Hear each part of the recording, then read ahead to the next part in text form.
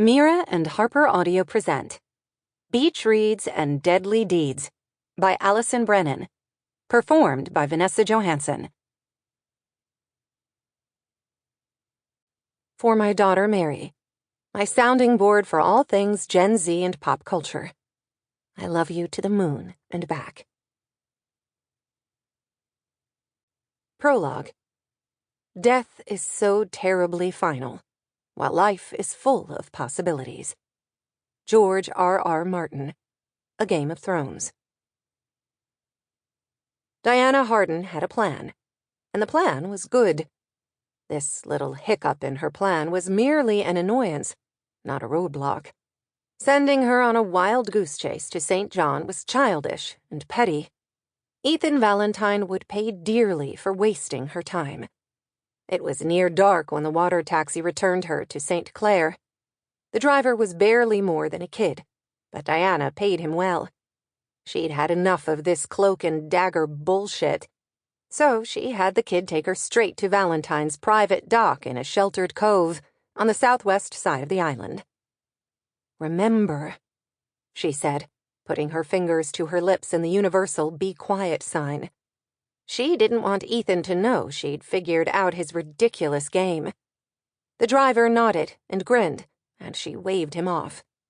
Ground lights lined the wood stairs from the dock to Ethan's house built on top of the cliff. The height dizzied her as she trudged up. The cool ocean breeze chilled her through the sheer scarf that she'd wrapped around her shoulders. Ethan would pay first, and then she would tell him where she'd hidden the files. When she went out of her way to help someone, to give them information that would put them on top of the world, and they treated her like dog shit on their shoe, no way would she tolerate such disrespect. The man had to be half crazy to live like a hermit in the middle of the Caribbean, all because he'd lost in a business deal? Coming here to lick his wounds and feel sorry for himself. He should be thrilled that she had proof he'd been cheated. Instead, he'd shunned her. If someone had told Diana 10 years ago that she'd fallen head over heels for a gold-digging con artist, she would have been grateful. Sad, angry, sure, who wouldn't be? But she would never have lost everything over it.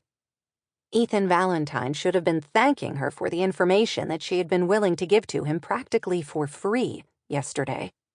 Now the jerk would pay top dollar. Diana stopped to catch her breath when she reached the top of the stairs. The view was breathtaking, the sun sinking into the ocean to her right, and the distant lights of St. John to her left. Almost as if on cue with a falling sun, several soft white LED lights flickered on, showcasing the house and garden, but darkening the jungle beyond. Though the house was lit, she couldn't see through the privacy screens. She adjusted the oversized bag on her shoulder, then approached the frosted glass door and rang the bell twice. The chime sounded like a bird call. When no one immediately came, she rang again, and again. Nothing. She tried the door. Locked. Frustrated and angry after her crappy, wasted day on St. John, she walked around the deck. The downstairs was almost completely enclosed by glass doors. She was looking for a way inside, when a voice, heavy with an accent that sounded not quite Mexican, said, "Are you looking for something?" Diana stumbled and knocked over a chair. "Who are you?" she demanded. Squinting, she saw an old man reclining on a chaise lounge on the far corner of the deck. He had brown skin and a white beard so long and thick she could barely see his face. She'd seen him at the resort, an annoying busybody. What was he doing at Ethan's house? How long had he been watching her? "¿Quién crees que soy? ¿No has sentido curiosidad?" Spanish?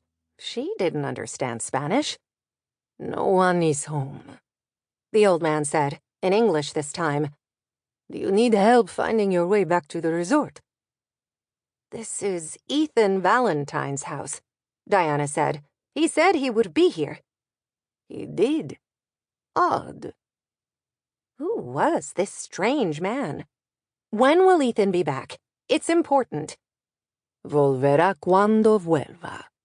Perhaps you'd like to wait?" Sample complete. Ready to continue?